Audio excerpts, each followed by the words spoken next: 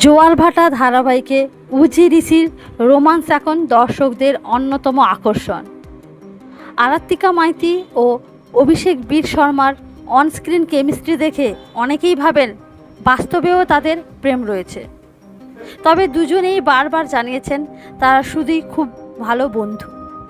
সম্প্রতি জানা গেল এই বন্ধুত্বের শুরু কিন্তু জোয়ার ভাটার সেটে নয়, 2020 সাল থেকেই একে অপরকে চিনতেন তারা।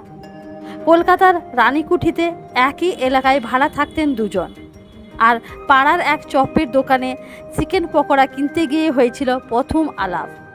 সেই পরিচয়ই সময়ের সঙ্গে গভীর বন্ধুতে বদলে যায়।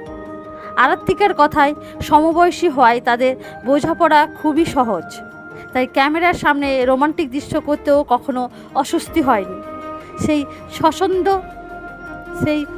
সেই সম্পর্কই আজ পর্দার দুর্দান্ত কেমিস্ট্রি হিসাবে ধরা দিয়েছে। অন্যদিকে ব্যক্তিগত জীবন নিয়ে চলা নানা জল্পনারও জবাব দিয়েছেন অভিষেক। তার স্পষ্ট বক্তব্য, বন্ধুত্বকে প্রেমের রং না দেওয়াই ভালো। কিন্তু বাস্তব যাই হোক, পর্দার উজি ঋষির জুটি যে দর্শকদের মন জয় করে চলেছে তা বলাই বাহুল্য।